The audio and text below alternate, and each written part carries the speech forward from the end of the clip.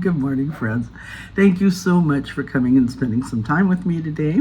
More and more, I'm beginning to understand why when I was an actress, when people wore glasses, there was no glass. It doesn't matter what direction I'm looking, what room I'm in, there is always a reflection on the glasses.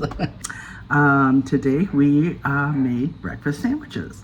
And I did something a little different this time than I normally do because some of the muffins were a bit stale in the freezer. Evidently, I didn't get around to making them soon enough. But I'll show you that in the video. And other than the time that it took to cook the eggs, this was under 10 minutes to put together, and I've got a dozen breakfast sandwiches in my freezer. So this is wonderful. This is the first one in a series of breakfast sandwiches that are using English muffins specifically.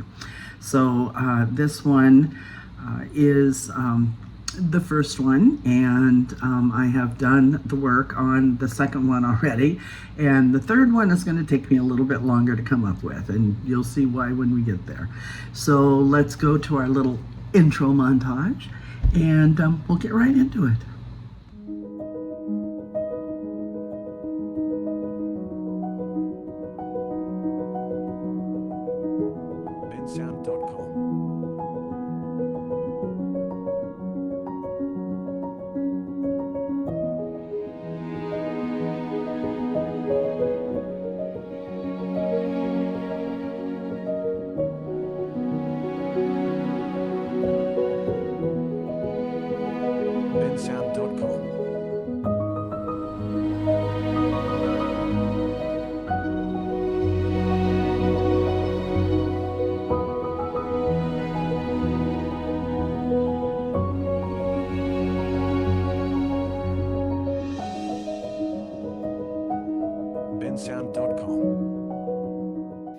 This is how we cook our eggs for breakfast sandwiches when we're using English muffins. I use canning jar lids, and that keeps them in a circle, and it keeps them the right size for the English muffins. So here are our 12 eggs ready for the breakfast sandwiches. Now, a side note, I do break the yolks because otherwise it leaves a big lump and makes your sandwich all woggledy when you put it together. So we'll get back to you in a minute. Okay, so it's time to build these breakfast sandwiches. I'm going to use 1 tablespoon of maple syrup on each one because it just goes wonderfully with the Canadian bacon, and 1 slice of provolone cheese, and 1 of the eggs that we fried in the rings, and I've already sliced up all of those English muffins and just put them back in the bag to keep them from getting stale. We will wrap each of them up in a sandwich bag and then put them back in the bags that the muffins came in for storage in the freezer. And we will end up with 12 breakfast sandwiches. Yay! Okay, I don't normally put maple syrup on these sandwiches, but these muffins were in the freezer a little bit too long, and some of them have a little bit of stale parts to them. So I thought putting the syrup in it before bagging them up, hopefully the moisture would kind of spread around and soften them up again. So this is what it looks like. You got your little bit of maple syrup on the bottom, Canadian bacon, a fried egg, and a piece of cheese. There you go. So there are our first 6 back in the bags inside individual Ziploc bags.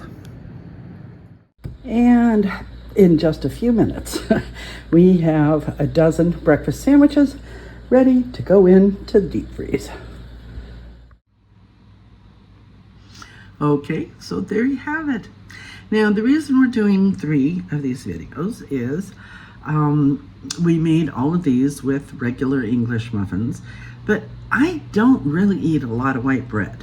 And I've been making them with regular English muffins for several years now because I was in a little tiny house and I had nowhere to store anything nor to make bread.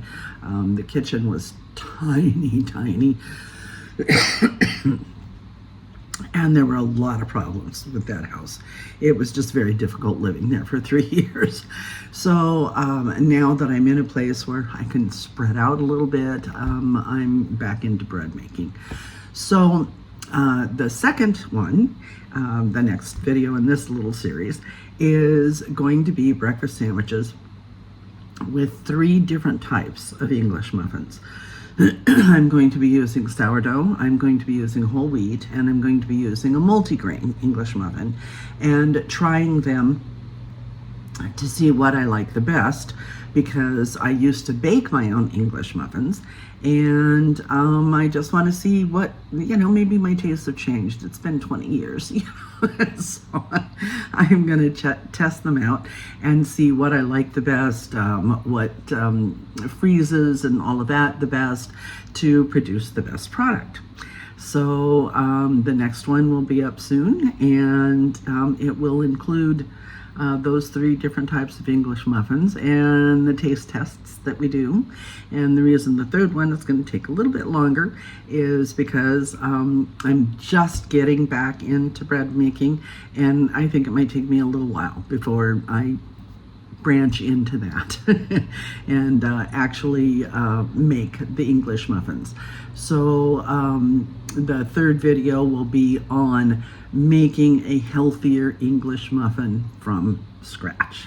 Alrighty, so I hope to see you back. If you like it, give me a thumbs up. That would make my day. And I've said before, I am Irish by blood, American by birth, Italian by marriage, but I've lived in Mexico for 20 years.